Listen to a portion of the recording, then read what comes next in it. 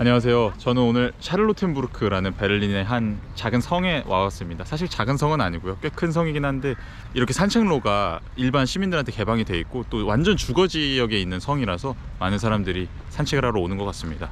나중에 조금 더 날씨가 좋을 때 되게 아름다운 곳이니까 전체적으로 한번 보여드리도록 하겠습니다. 오늘 제가 여기에 온 이유는 삶과 죽음에 대해서 얘기하기 위해서입니다. 삶과 죽음에 대해서 이야기하기에 숲이라는 공간이 참 좋다는 생각이 들었어요. 숲은 끊임없이 생명과 탄생이 반복되는 곳이니까요. 오늘은 출산율에 대해서 얘기를 해보려고 합니다. 제가 꽤 오래전부터 출산율에 대해서 상당히 많은 영상들에서 조금씩 조각조각 얘기를 했었고, 출산율에 대해서 교육 문제를 특히 꼬집어서 이야기하는 영상도 한번 찍었던 적이 있고요. 저는 대한민국의 출산율 문제가 정말 수많은 문제들이 얽혀서 벌어지는 현상이라고 생각합니다. 그리고 꼭 대한민국뿐만이 아니라 지금 전 세계적으로 특히 선진국 기준으로는 출산율이 많이 낮아지는 추세이기도 하고, 그래서 이게 한국에만 특수한 문제라고 생각하지는 않고요. 근데 물론 한국만 압도적으로 수치가 낮게 나타난다는 건 분명히 한국 특유의 문제가 있는 것이기도 하지만, 또 그것 이상으로 전 세계적으로 종합적으로 생각해 볼 수 있는 사안이라고 생각합니다.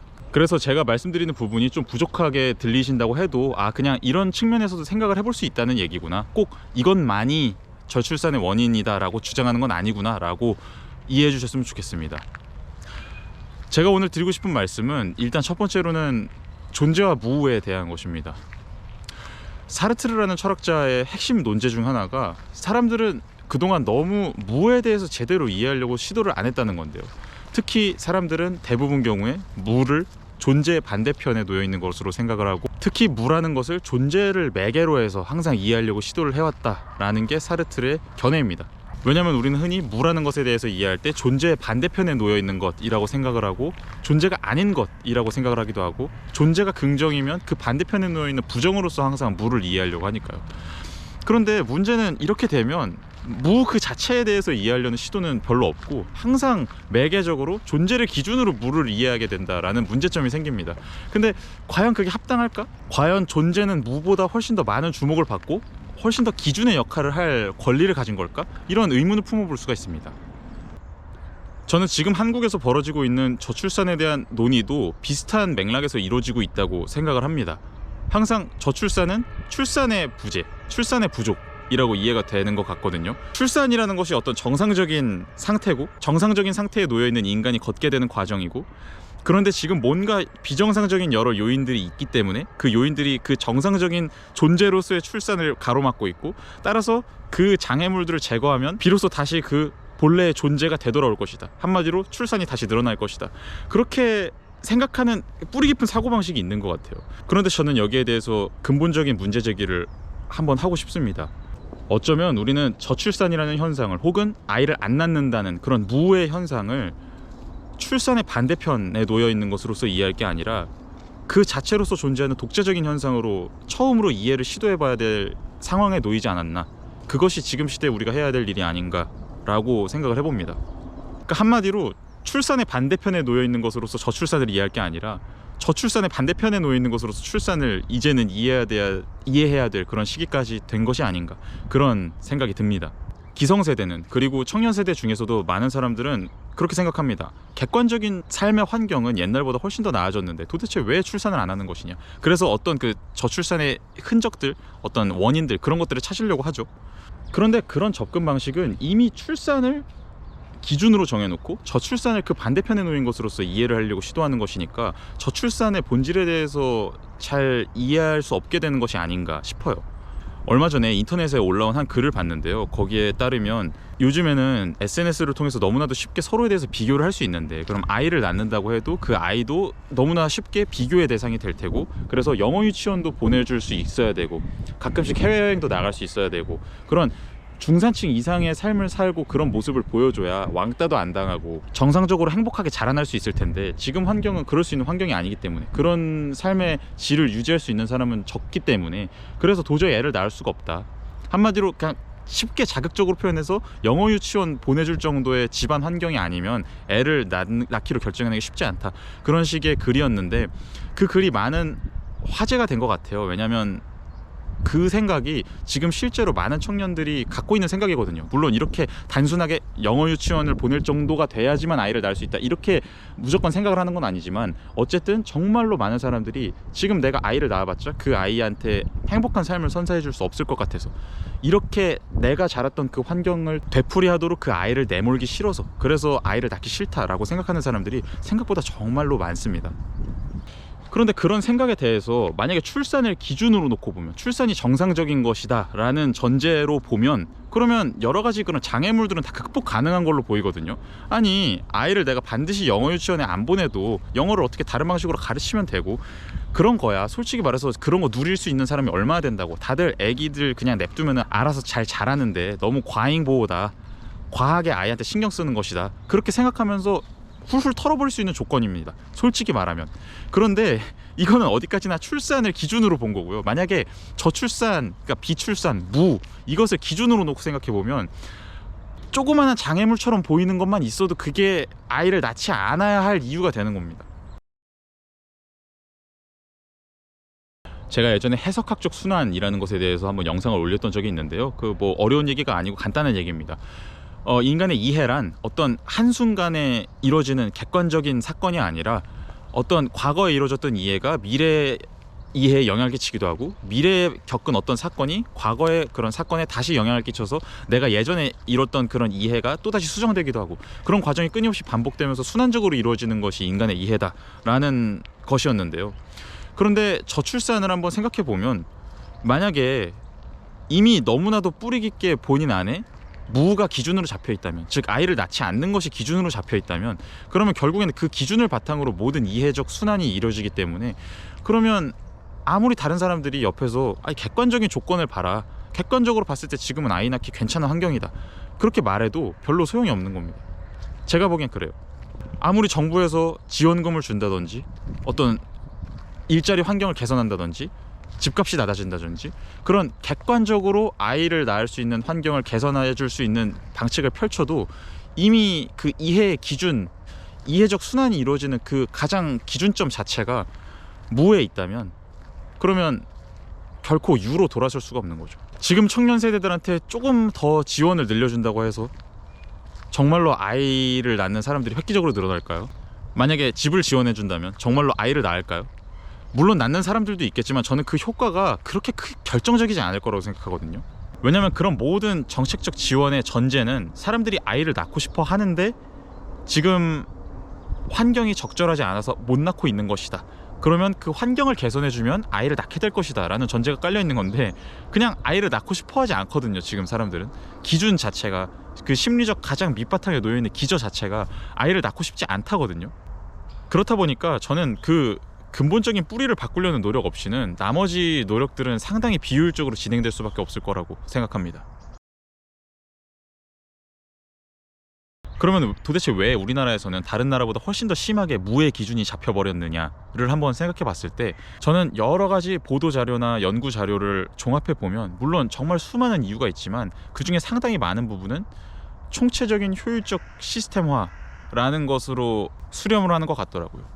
그러니까 지금의 대한민국 사회는 너무나 하나의 총체적인 시스템으로서 기능하고 있고, 그 안에서 한 명 한 명의 개인은 어떤 효율성을 추구하는 하나의 기계 부품처럼 기능하는 측면이 제가 생각하기에는 다른 나라보다 훨씬 강하다는 겁니다. 예를 들면 최근에 슈카님 방송을 봤는데, 거기서 어떤 외국의 한 교수님이 한국에 한번 서울에 가봤는데 혁신을 위한 최소한의 조건을 갖추지 못할 만큼 너무나 호모제나이즈 되어 있는 그런 사회인 것 같다는 느낌을 받았다라고 말을 했다고 하더라고요.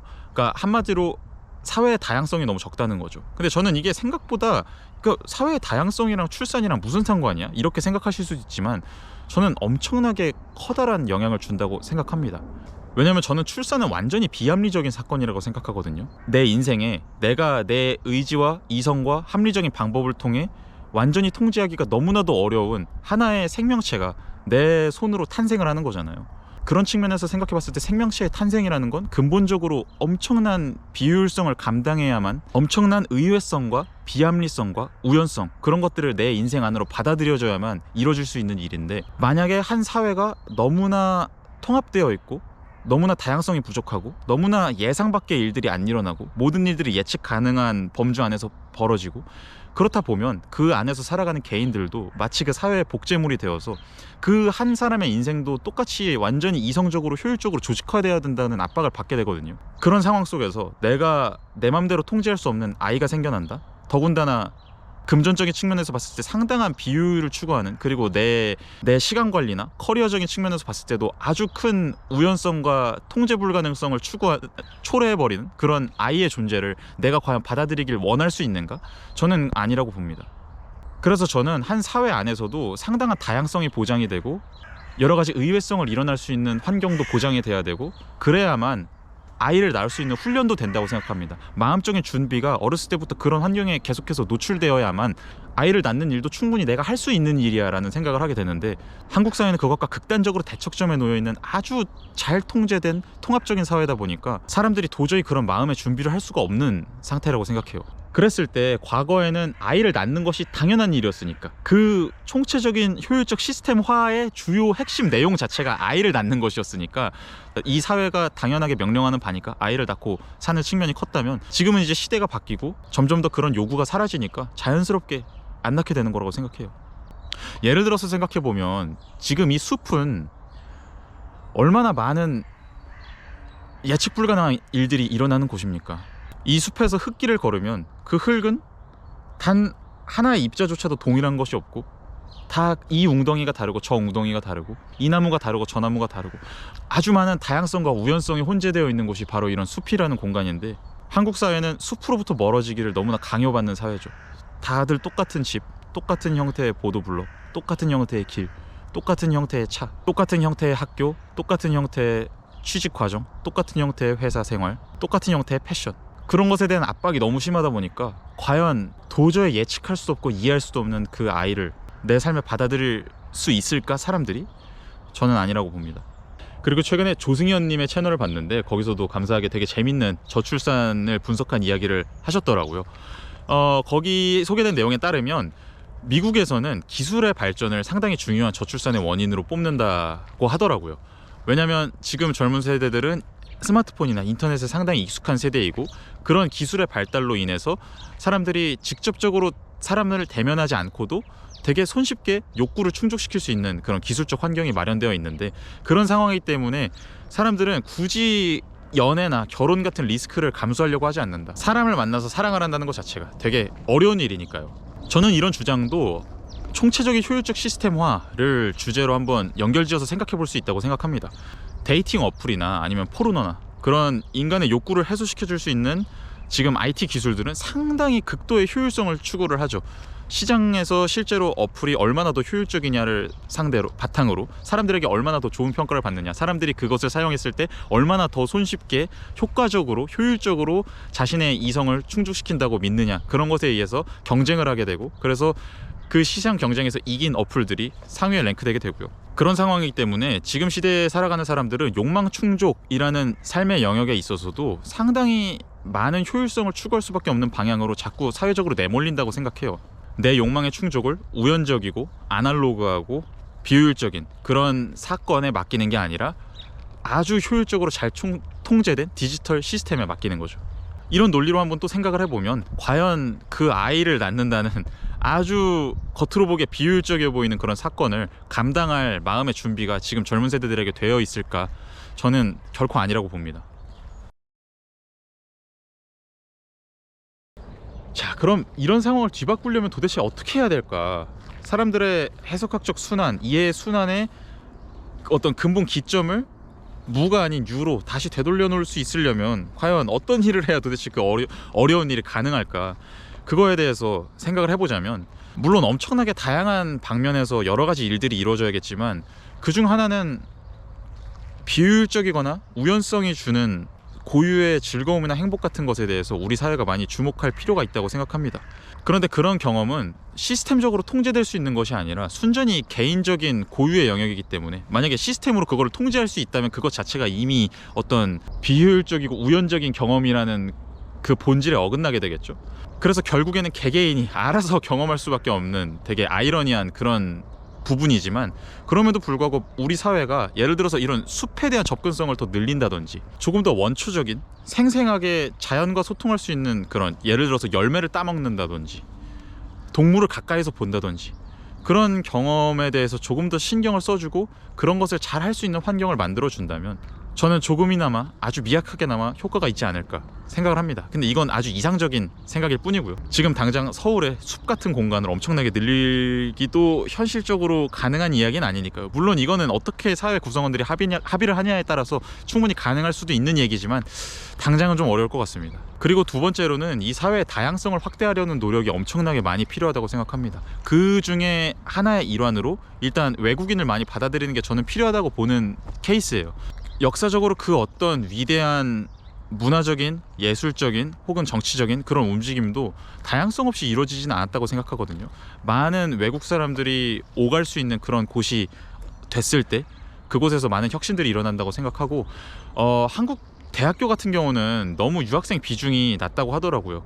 요즘에는 물론 지방에 있는 그런 대학교들이 학생 수급에 좀 어려움을 겪으면서 많은 유학생들을 받고 있고 또 서울의 많은 대학교들도 장사를 목적으로 많은 유학생들을 받고 있고 하긴 한데 그것 이상으로 정말로 공부에 뜻 있는 단순히 비자 목적으로 학교에 등록을 하는 게 아니라 정말 공부에 뜻 있는 그런 학생들을 잘 유치를 해서 여러 문화권의 학생들이 잘 어울려서 살아갈 수 있는 그런 학교 환경을 조성하는 게 저는 거의 필수적으로 무조건 해야 되는 일이라고 생각합니다. 한국에서 대학생 사회는 전부 다 똑같은 고등학교 생활을 겪었던 사람들, 똑같은 입시를 치렀던 사람들, 그런 사람들끼리만 모여서 또 똑같은 목표를 향해서 나아가고 그런 상당히 폐쇄적인 집단이 되어버린 경향이 있기 때문에 저는 그거를 되게 뒤바꿔서 비교적 어린 나이부터 적어도 20대 초반부터 그리고 가능하면 10대부터 그러면 좋겠죠. 고등학생 때, 중학생 때 그럴 때도 더 다양한 문화권의 학생들이 많으면 좋고 그래서 그런 식으로 좀 더 다양한 기준을 배우고 삶이라는 게 꼭 하나의 단일한 체계 아래서 흘러갈 필요는 없는 거구나. 내 삶에 어떤 우연성이라는 게 들어올 수도 있는 거구나. 그런 생각을 하도록 많이 유도가 돼야 된다고 생각합니다.